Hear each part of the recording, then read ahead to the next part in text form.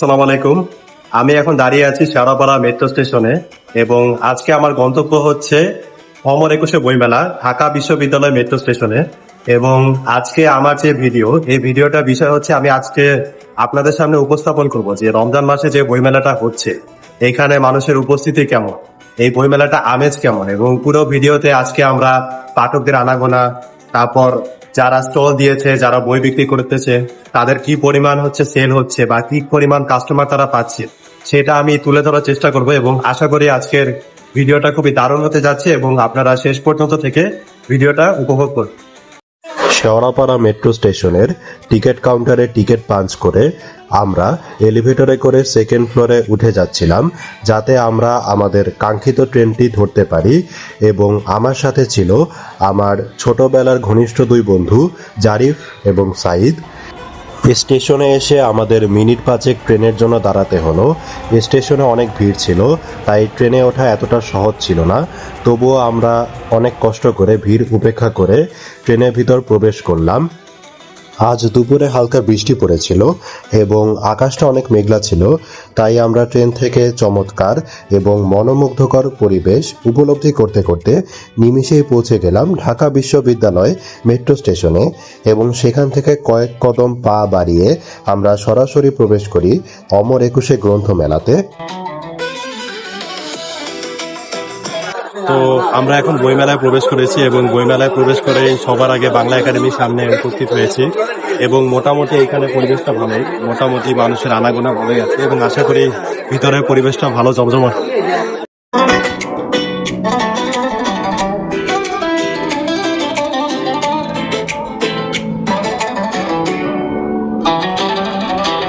পাঠক, লেখক এবং প্রকাশকদের মিলন মেলা এই বইমেলা এইবার মনে হচ্ছে কিছুটা জৌলুস হারিয়েছে।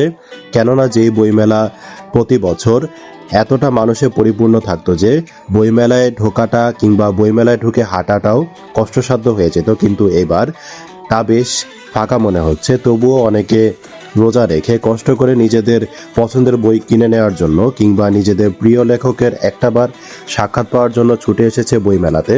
এবং কিছু কিছু স্টলে ভালোই ভিড় দেখা যাচ্ছে এবং অনেকেই ক্রয় করে নিচ্ছে তাদের পছন্দের বই। আমি এখন দাঁড়ায় আছি ঢাকা কমিক্সের সামনে। আপনারা যারা কমিক্স পড়তে অনেক পছন্দ করেন তারা অবশ্যই এখানে আসবেন, কারণ হচ্ছে এখানে বাংলাদেশি রাইটার্স এবং বাংলাদেশি কার্টুনিস্ট যারা আছেন তারা নিজেরা সুপার ন্যাচারাল স্টাইলে বিভিন্ন কমিক্স লিখে থাকেন এবং এখানে সেগুলো প্রকাশ করা হয়। তো ঢাকা কমিক্সের এবারে নতুন পাবলিকেশন হচ্ছে জুম আর নেটো। এটা আমি একটু পড়ে দেখলাম, এটা ভালোই লাগলো। এখানে সুপার ন্যাচারাল কাহিনীর সাথে বাস্তবতার কিছুটা সংমিশ্রণ ঘটানো হয়েছে এবং যারা আপনারা কমিক্স পড়তে পছন্দ করেন তারা এই বইটা দেখতে পারেন।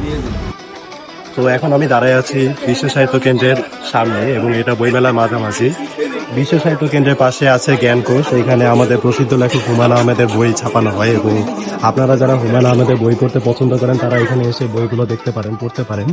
এবং এর থেকে একটু পিছিয়ে আছে ইসলামিক বই ছাপানোর কিছু স্টল, যেখানে আপনারা যারা ইসলামিক বই পড়তে পছন্দ করেন বা যারা ইসলামিক বই সম্পর্কে আইডিয়া পেতে চান তারা সেখানে ভিজিট করতে পারেন। এবং ঠিক পিছিয়ে আছে হচ্ছে বাচ্চাদের জন্য কিছু গুরুত্বপূর্ণ স্টল, যেখানে বাচ্চারা এসে বই পড়তে পারে, দেখতে পারে।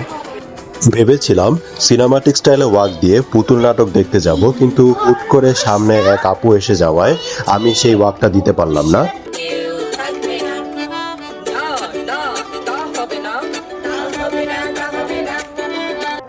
এখন আমরা এসে পড়েছি বাংলা একাডেমি প্রাঙ্গণের শেষ প্রান্তে। এখানে কিছু খ্যাতিমান স্টল আছে যেখানে প্রতি বছরই অনেক বই বিক্রি হয়ে থাকে। এবছর যদিও রমজান মাসের কারণে ভিড়টা অনেক কম, তবুও এই স্টলগুলোতে ভালোই ভিড় আমরা লক্ষ্য করছি। এবং এখানে ৭১ টিভির এক সাংবাদিক এসে বেশ কিছু লোকের সাক্ষাৎকারও নিয়েছিল। এবং সামনে আমরা যে পুকুরটা দেখতে পাচ্ছি এটা বইমেলার অনেক প্রসিদ্ধ একটা জায়গা, যেখানে অনেকে বসে বিশ্রাম করতে পছন্দ করেন। কেউ কেউ আবার এখানে বসে ফটোগ্রাফি করতে কিংবা ভিডিওগ্রাফি করতেও পছন্দ করেন। আবার অনেক সময় দেখা যায় যে এখানে খাবার ডেলিভারি দেওয়ার জন্য লোক এসে যায়। আমাদের বাংলা একাডেমি প্রাঙ্গণে যাত্রা শেষ বলে আমরা সেখান থেকে প্রস্থান করে এখন চলে যাচ্ছি সরওয়ার্দী উদ্যান প্রাঙ্গণে, এবং সেখানে আছে বইমেলার মূল আকর্ষণ। এবং বইমেলার মূল আকর্ষণ হয়েছে দুটি স্টলের কারণে। একটি হচ্ছে আমাদের শহীদ প্রেসিডেন্ট জিয়া স্টল, এবং আরেকটি হচ্ছে ইনকিলাব মঞ্চের হাদি ভাইয়ের স্টল। এটা হচ্ছে সোহরাওয়ার্দী প্রাঙ্গণের বইমেলার আমেজ। এখানেও মোটামুটি ভালোই লোকজন এসেছে, তবে বাংলা একাডেমি প্রাঙ্গণের তুলনায় এখানে লোকের সমাবেশ অনেকটা কমই বলা যায়। এটা হচ্ছে ইনকিলাব মঞ্চের শহীদ হাদি ভাইয়ের স্টল, এবং এখানে তার লেখা একমাত্র বই লাভায়ে লাল শাক পূবের আকাশ, এই বইটি কেনার জন্য অনেক মানুষই ভিড় জমিয়েছে। এটা হলো আমাদের শহীদ প্রেসিডেন্ট জিয়া স্টল, এবং এবারের অমর একুশে বইমেলার অন্যতম আকর্ষণের জায়গা।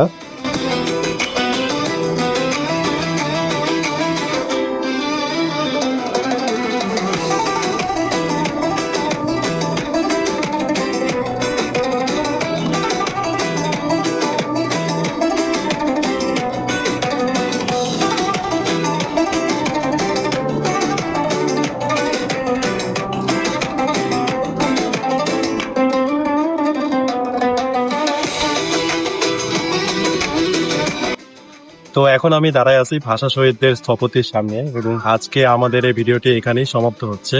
আজকে আমি তুলে ধরেছি রমজান মাসে পুরা বইমেলা জুড়ে আমেজটা কেমন ছিল, কিভাবে কি পরিমাণ বই বিক্রি হচ্ছে, পাঠকরা কিভাবে আসছে, কিভাবে সবাই ঘুরতেছে, কি পরিমাণ জমজমাট বইমেলা এবার হয়েছে, এগুলো তুলে ধরার চেষ্টা করেছি। এবং আজকে ভিডিওটা এখানে শেষ করছি। আশা করি আপনারা ভিডিওটা ধৈর্য সহকারে দেখেছেন এবং আপনাদের ভালো লেগেছে। আমাদের সাথেই থাকবেন। ধন্যবাদ।